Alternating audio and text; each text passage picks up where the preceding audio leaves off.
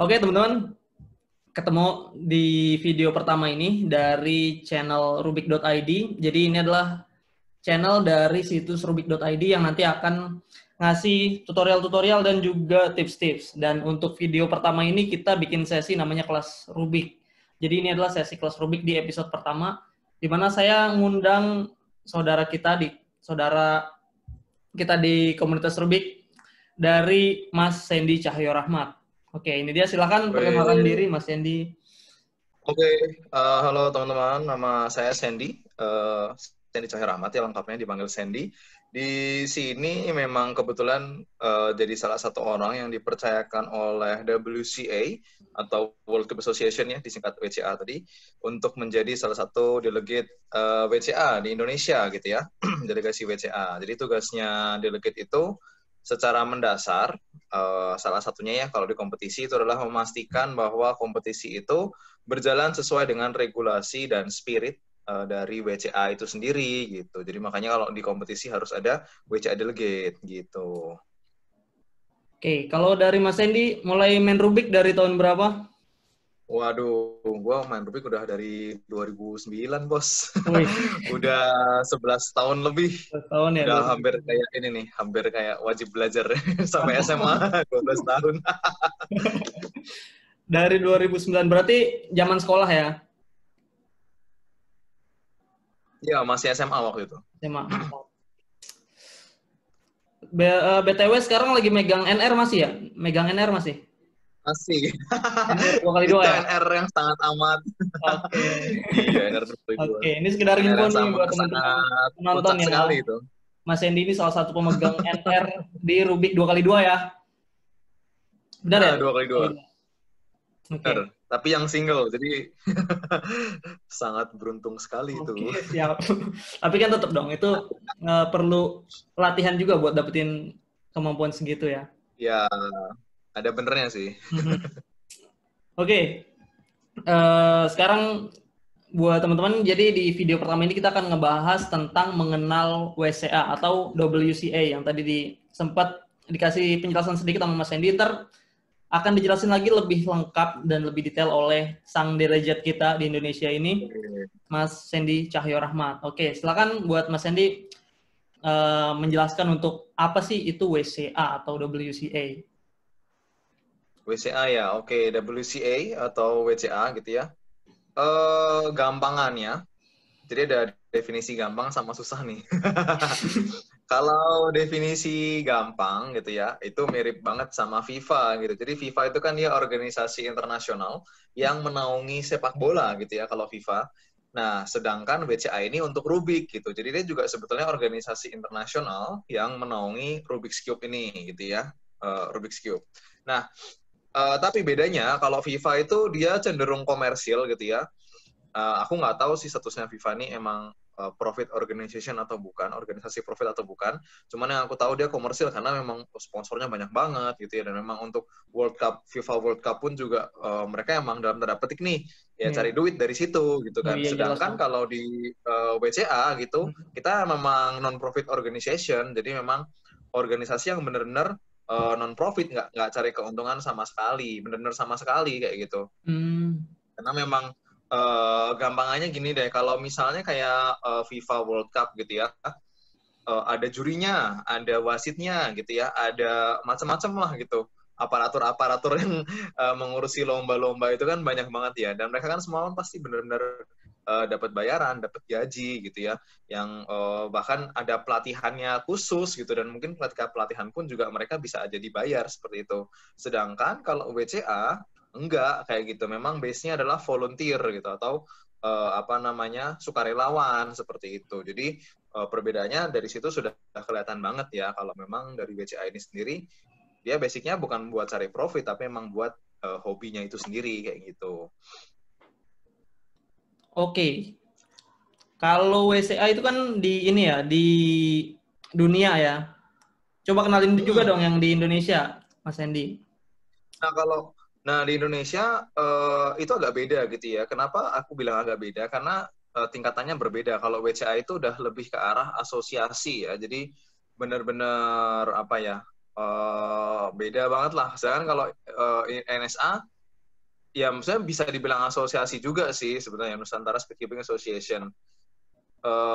Kurang lebih sih sama gitu ya untuk dari statusnya, cuman fungsinya agak berbeda karena kan NSA ini sendiri adalah organisasi rubik yang tingkatnya Indonesia seperti itu. Tapi fungsinya jadinya agak berbeda. Kalau WCA memang untuk membuat lomba gitu ya, sedangkan NSA jatuhnya jadi wadah buat komunitas-komunitas yang ada di Indonesia ini seperti itu. Oke, mantap. BTW, ketua WCA tuh siapa sih? Ada nggak sih ketuanya? Kalau kita sih bilangnya bukan ketua, tapi board gitu ya, atau direksi lah seperti itu. Jadi memang ada direksinya, ada apa namanya WCA board seperti itu. Bentar, nah aku sambil nyontek ini, soalnya kalau WCA board itu udah agak ini ribet ya. Memang ada direktur eksekutifnya gitu ya, saat ini adalah Bob Burton.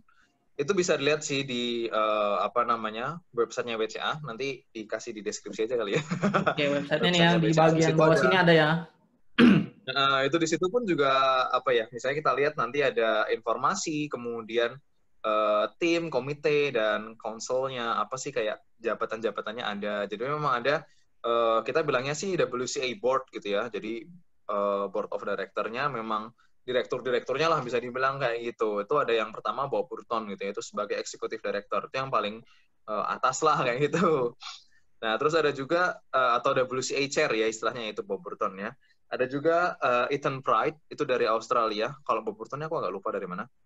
Ethan Pride, kalau nggak salah dari Australia, dia sebagai wakilnya lah.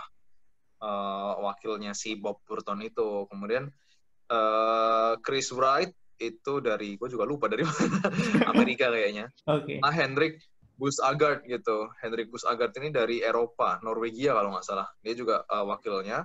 Terus ada juga si Ethan Pride tadi selain jadi wakilnya juga jadi sekretaris gitu. Terus ada juga James Molloy, dia sebagai bendaharanya lah istilahnya kayak gitu. Jadi meskipun apa namanya non-profit tetap ada bendaharanya, karena kan kalau non-profit dia dapat duitnya nih dalam tanda petik ya, tetap dapat duit tapi dari donasi seperti itu. Jadi bukan apa ya untuk komersil mencari duit, enggak. Kan kita tetap butuh duit juga ya WCA ini buat keberlangsungan organisasinya kan pasti tetap butuh ya. Simpelnya aja deh, WCA ini kan sebenarnya juga ada websitenya. Kayak lu tau lah, lu kan pernah bikin website ya kan, ada domainnya harus bayar, ada apa namanya hostingnya harus bayar lagi gitu. Apalagi Ada WCA yang kan dia ngurusinnya. servernya, ada yang ngurusinnya maintain. Saya kalau maintainnya sih based on volunteer tadi sih jatuhnya lah, kayak yang nge-build gitu tuh benar-benar based on volunteer gitu. Bahkan kadang-kadang ada volunteer juga yang endingnya dia tombok gitu atau ngeluarin duit karena pertama-tama buat beli servernya pakai duitnya dia dulu. Pernah tuh waktu itu memang ada kejadian-kejadian seperti itu. Ya makanya terus sekarang apa namanya kompetisi, kalau sekarang pun gitu ya, karena dapat duitnya selain dari donasi-donasi dari orang juga, kalau misalnya bikin kompetisi organizer-nya atau panitianya harus bayar juga sebagian ke WCA kayak gitu. Oh ya benar. Yang tarif per peserta itu ya? Iya, betul. Kalau di Indonesia tekanannya 3.500-an lah per orang. Ya, itu nggak terlalu mahal sih menurutku. Iya, masih murah banget lah segitu, ya kan? Terus, kalau lokasi sekarang terpusatnya dia di Amerika atau gimana sih WCA itu? Base-nya di Amerika. Untuk apa namanya, kayak kantornya gitu di Amerika base-nya. Karena mereka tetap harus ada alamatnya kan, dan waktu itu mereka milih Amerika memang. Kalau ini nih apa? Sekarang kan udah ini ya, apa udah masuk 2020 ini nih, belakangan inilah ada ini nggak sih informasi atau ketentuan-ketentuan atau peraturan-peraturan terbaru yang dari WCA? Ada nggak sih update yang mesti diketahui sama kalau para update speakeeper? sih memang kalau update tuh memang setiap tahun selalu ada gitu ya. Jadi memang setiap tahun 2020 pun juga ada gitu ya. Bahkan ini pun di bulan Agustus ini ada regulasi dan guideline yang terbaru gitu. Dia masih masuk di, kalau buka website WCA, jadi itu ada beberapa berita yang dipin sama WCA kayak gitu ya. Dan ini pun memang masih ada beberapa berita yang dipin gitu. Ini pun sambil kulihat sambil ada juga di sini. Oke. Jadi memang ada berita-berita, misalnya kayak beritanya nih apa namanya itu tadi pergantian regulasi, terus pergantian software yang buat Scramble kayak gitu-gitu. Itu di-pin semua sih di websitenya WCA, jadi bisa dilihat juga langsung. Oke. Kalau yang ini nih belakangan ini pas masuk masa pandemi, aktivitas WCA di masa pandemi ini gimana sekarang? Nah, memang kalau ketika pandemi ini sebetulnya dari WCA kemarin sempat benar-benar di stop tuh, nggak boleh ada kompetisi sama sekali gitu ya. Karena apa? Karena memang ya kondisinya lagi kayak gini gitu. Jadi beberapa kompetisi pun bahkan di cancel. Yang salah satu yang agak besar kompetisinya itu adalah Asian Championship, itu di mana namanya, Malaysia tahun ini harusnya. Harusnya di bulan ini nih, Agustus 2020. Tapi gara-gara apa namanya COVID ini jadinya harus dibatalin. Mereka pun juga panitianya sedih banget gitu karena memang benar-benar harus dibatalin gitu. Nah, cuman memang di beberapa bulan terakhir ini, 1-2 bulan terakhir inilah itu memang sudah ada lagi beberapa kompetisi yang diperbolehkan oleh WCA gitu. Tapi dengan beberapa syarat gitu ya. Misalnya kayak harus mematuhi protokol kesehatan kayak gitu, terus harus jaga jarak, social distancing dan sebagainya macamnya, dan itu pun juga apa namanya, harus si delegate sih biasanya ya, itu juga berhak nolak nih gitu. Kalau emang nggak mau bikin kompetisi itu. Nah, buat gue sendiri sama ada lagi ya satu lagi delegate di Indonesia yaitu Wilson. Gue sama Wilson udah sepakat sih, emang buat di Indonesia kita belum berani dulu deh, meskipun di sama WCA udah dibolehin nih beberapa bulan terakhir ini, tapi tetap enggak dulu deh, karena gue sendiri ngeliat di Indonesia kasusnya masih naik terus gitu, daripada ntar terjadi hal-hal yang tidak diinginkan. Berarti belum jelas ya kalau di Indonesia kapan bisa lomba lagi ya? Kalau gue sama Wilson sih prediksinya, gue sih sebenarnya prediksinya akhir tahun ini gitu ya. Cuman ngeliat kondisi kayak gini sih gue jadi pesimis sih. Bisa jadi tahun depan gitu. Ya buat para speedcuber di Indonesia harap sabar ya. Mungkin kita kompetisinya online dulu. Iya. Aduh, kita nggak bisa. Ya mau gimana lagi gitu. Lomba ya, aduh. Padahal seru banget kalau lomba itu. Lomba tuh memang asik banget sih. Lebih apa ya? Lebih senang nyari temennya sih kalau lomba tuh daripada nyari menangnya. Gitu. Iya, karena menang susah sih. Apalagi kalau ada Vincent versus Susada itu udah susah lah. Udah ada yang beberapa orang yang ini ya. Iya, aduh. Oh ya, mau ngejelasin, coba jelasin juga Mas Andy tentang, kan kalau di WCA itu ada rekor dunia kan, ada WR, terus ASR, terus apa namanya? CR ya, CR, Continental Record. Ya, sama NR ya kan. Coba tolong dijelasin, Om. Om, Mas. Nah, jadi memang untuk di WCA dia apa ya, merekognisi atau mengakui beberapa jenis rekor kayak gitu. Untuk yang pertama yang paling besar itu adalah rekor dunia gitu ya, world record. Jadi waktu tercepat sedunia ini gitu. Misalnya kayak berapa sih? 3,4 sekian tuh ya. Si siapa? Usain Dao itu. Nah, itu kan dia singlenya paling cepat gitu ya. Jadi 3,4 detik tuh itu gini, rekor yang direkognisi WCA itu adalah rekor yang terjadi atau catatan waktu yang terjadi di atau ketika kompetisi WCA itu berlangsung seperti itu. Jadi nggak terus kita main di rumah gini bisa dapat sekian gitu terus langsung direkognisi oleh WCA, nggak bisa kayak gitu. Kenapa? Karena di kompetisi resmi sendiri sudah ada aturan-aturannya gitu, dan itu pun sudah ada yang memastikan aturan itu berjalan, yaitu WCA Delegate tadi, misalnya seperti itu. Nah, aturannya apa aja? Salah satunya adalah acakannya. Acakannya ini memang dari WCA sudah ada software yang benar-benar buat mengenerate atau membuat gitu ya, meng-create untuk scramble-nya ini gitu. Nah, terus scramble-nya kan satu grup dengan grup lain berbeda. Lah, berarti nggak adil dong dalam tanda petik. Ya, kalau ngelihatnya dari satu grup ke grup lainnya, gitu aja memang bisa beda gitu. Jadinya kesannya nggak adil. Tapi yang adil itu adalah kemungkinan untuk mendapatkan acakan yang mudah dan yang susah itu sama gitu, satu grup dengan lainnya. Jadi dia probabilitasnya untuk mengenerate ini gitu ya, itu sudah sama, sudah terstandar. Jadi yang adil itu adalah kemungkinan untuk mendapatkan acakan yang mudah gitu. Jadi bukan di grup satu dapat acakan yang lebih gampang daripada acakan yang grup kedua gitu.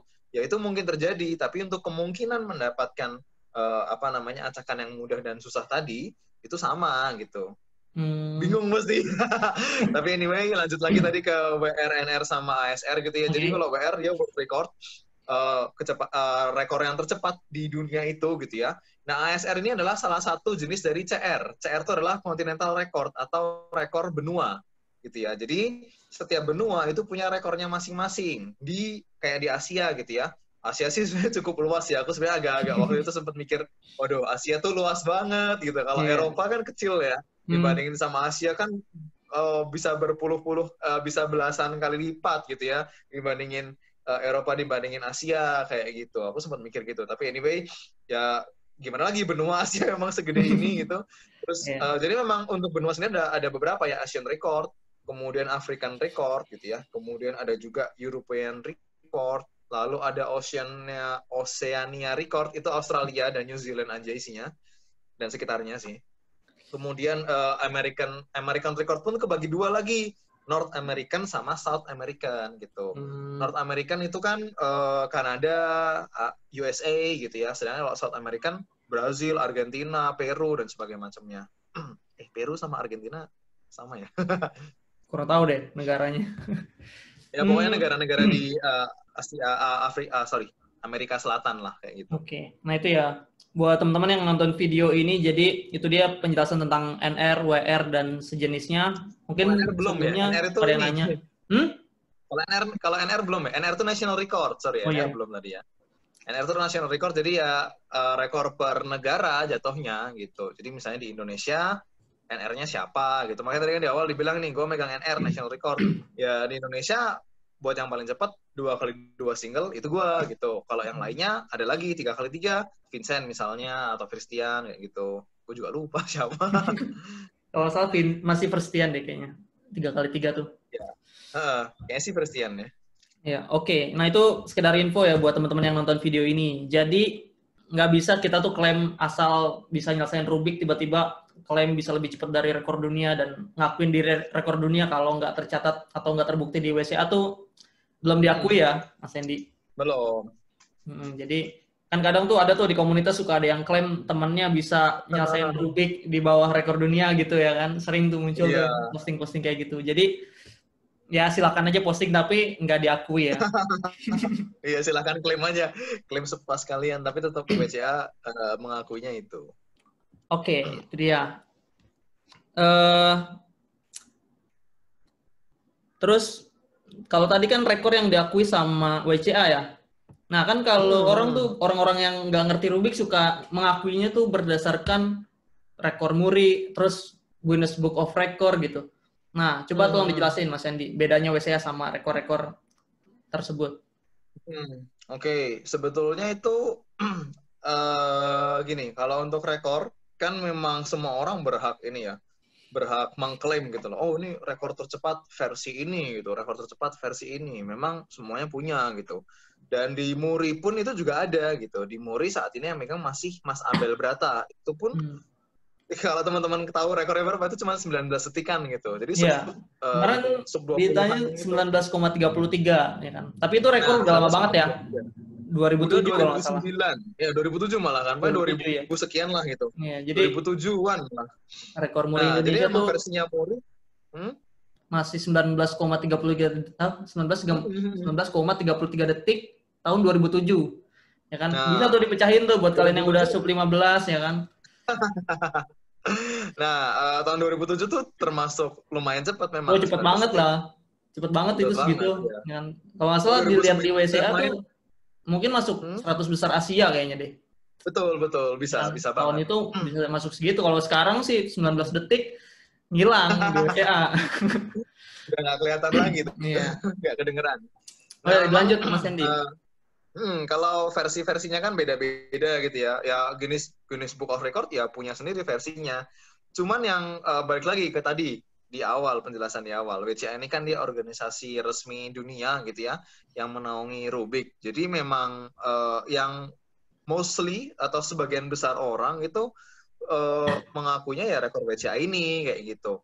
Nah, aku pun pernah dengar gitu ya rumor, tapi lupa sih ini maksudnya apakah sudah diimplementasikan atau belum, bahwa Guinness Book of World Record itu dia merekognisi rekornya WCA gitu. Jadi rekornya WCA tuh langsung otomatis ke rekornya Guinness Book of Record kayak gitu.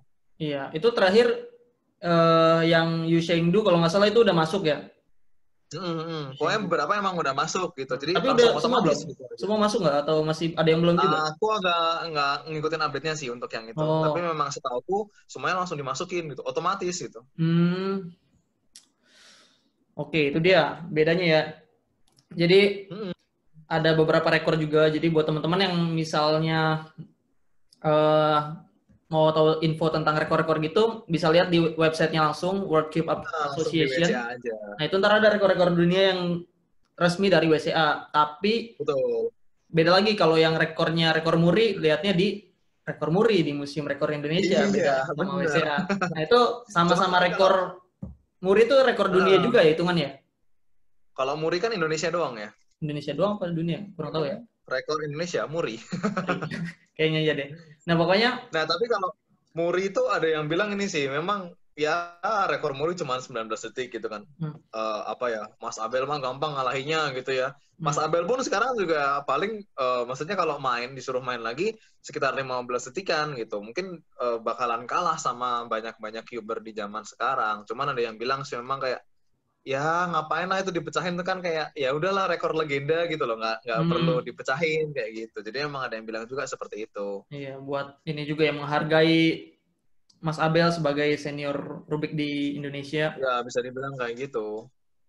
Mas Abel tuh BTW yang termasuk orang yang paling berjasa gitu karena dia kan sempat ini ya ikutan The Master tuh ya waktu itu sama Hmm, sama Deddy Corbuzier itu yang mata kenalin tertutup Rubik. gitu-gitu. Hmm. Mm-mm. Terus sempat bikin buku juga Mas Ya, Abel. Mas Abel Hmm. bikin buku juga. Oke, ini kayaknya udah lumayan lama juga kayaknya ya.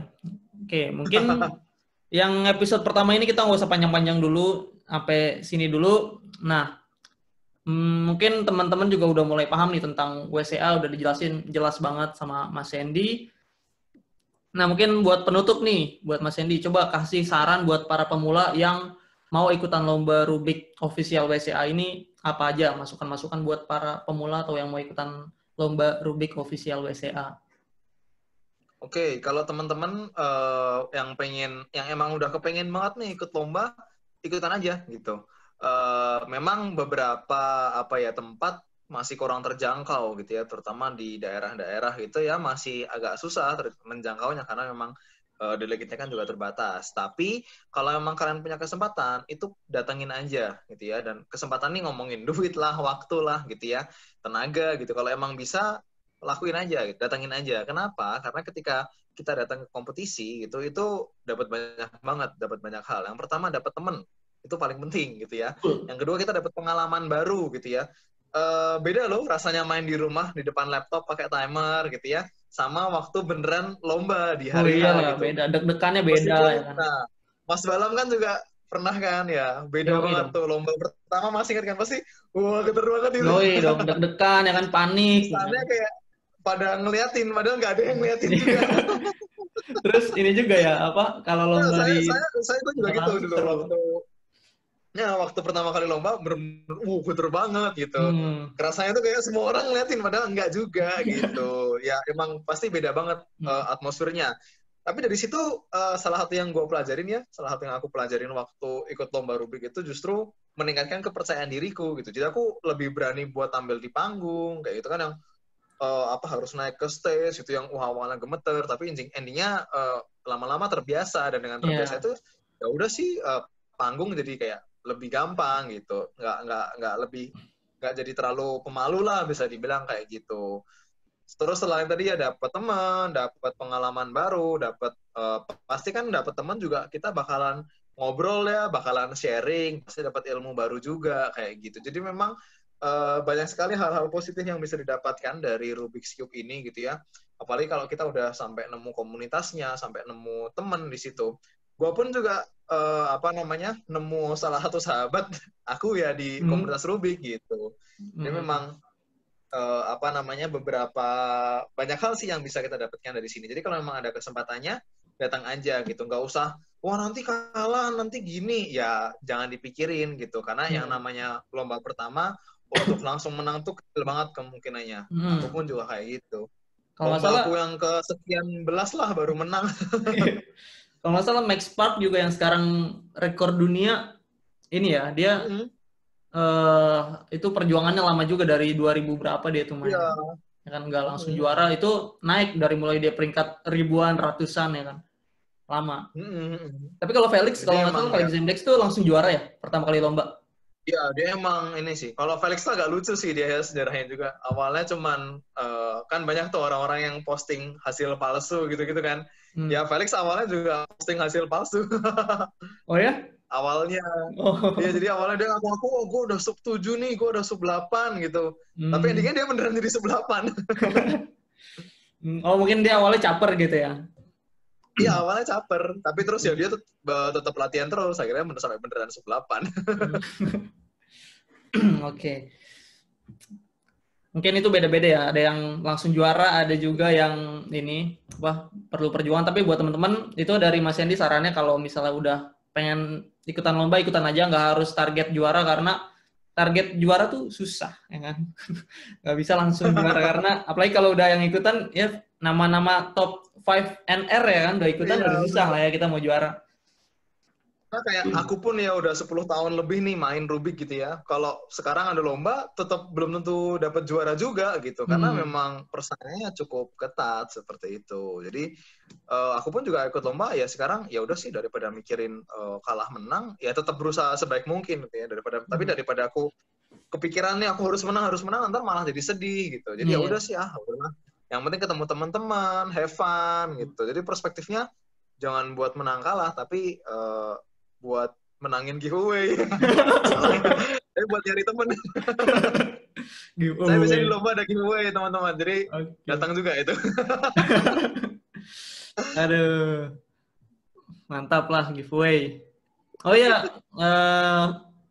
sebelum ditutup nih, buat teman-teman jangan lupa Mas Sandy ini juga punya channel ya, channel YouTube ya. Ada. Apa nama channelnya?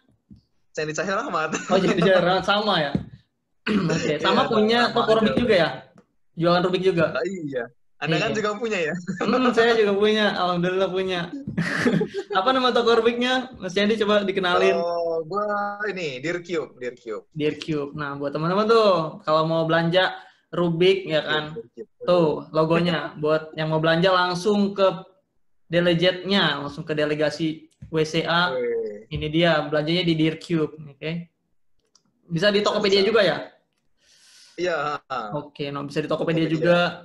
Jangan lupa teman-teman kalau mau belanja Rubik, langsung ke delegate WCA, nanya-nanya ke yang paling ngerti, langsung di Dear Cube. Tapi kalau mau jadi donatur Balam Cubes, langsung aja di toko Balam Cubes. Oke. Balam Cubes mah lebih lengkap. Oke. Ada closing statement nggak, Mas Sandy? Apa buat ya? para YouTuber. Mungkin ini sih ya buat teman-teman apa ya? Kalau aku sih ngelihat Rubik ini jadiin hobi lah gitu. Jadi bukan dijadiin yang namanya hobi ya kita boleh ambisius gitu. Tapi tetap aja jangan lupa cari senangnya, cari fun-nya gitu. Jadi kalau udah nggak menemukan kesenangan ya jangan dipaksain juga gitu, tapi selama itu masih menyenangkan dan bisa dibuat menyenangkan terus menerus gitu ya udah dibuat menyenangkan terus aja. Jadi nggak usah waduh aku nggak usah salty lah kayak waduh aku susah nih improve-nya, udah nggak usah main Rubik lagi ya gitulah, nggak usah lah. Pokoknya emang buat fun lah kayak gitu. Oke, itu dia closing statement dari Mas Sandy. Kalau main Rubik harus di bawah fun ya, jangan sampai kita main Rubik itu terlalu ambisius banget gitu ya buat dapetin juaranya. Karena apa tadi? Kenapa harus di bawah seneng? Ya kalau udah nggak seneng ya buat apa gitu. Yang penting kan nggak usah ya kalau seneng nggak seneng ya. Iya. Oke, itu dia closing statement dari delegasi WCA di Indonesia. BTW ketua NSA juga ya? Iya, kebetulan. Oke, nah ketua NSA-nya juga sebenarnya Mas Sandy juga sebenarnya ya kan. Ketua NSA-nya Mas Sandy, ketua delegate-nya Mas Sandy ya kan. Terus Mas Sandy juga dagang Rubik. Pokoknya kalau lagi lomba nih pasti Mas Sandy dagang, Mas Sandy yang juri, Mas Sandy yang MC, pokoknya banyak lah Mas Sandy ini. Ketua NSA pencitraan doang. Oh iya. Oke, siap deh. Oke, makasih ya Mas Ya, Hendy untuk sharingnya ilmu-ilmu oke. tentang WCA-nya Thank you. ini. Semoga teman-teman bisa terbantu dengan informasi Mas Hendy ini. Nah, mungkin cukup sekian di video kelas Rubik episode pertama ini. Ntar mungkin bakal ada lagi yang episode kedua, episode ketiga. Ya, ntar mungkin di episode selanjutnya, episode yang selanjutnya ntar bakal ketemu lagi mungkin kita ya Mas Hendy. Oh, boleh, boleh, boleh. Atur aja. Sip. Oke, mungkin Sip, sekian sip. dulu, kita nanti ketemu di video selanjutnya. Jangan lupa follow juga Oke. Instagram Mas Yendi, terus channelnya Mas Yendi ada di, ntar dimasukin di kolom deskripsi, di subscribe Siap, juga. siap. Karena nge-review juga ya Mas Yendi ya. Iya, nge-review. Cuman ini lagi jarang sih. Oke, itu dia. Nanti deh, mau aktif lagi. Kita tutup video kali ini. Sampai jumpa di video selanjutnya. Bye. Oke, bye. Oke, bye. Sip. Makasih Mas Yendi. Sip, sip. Thank you, Lam ya. Yuk, kita tutup ya. Oke.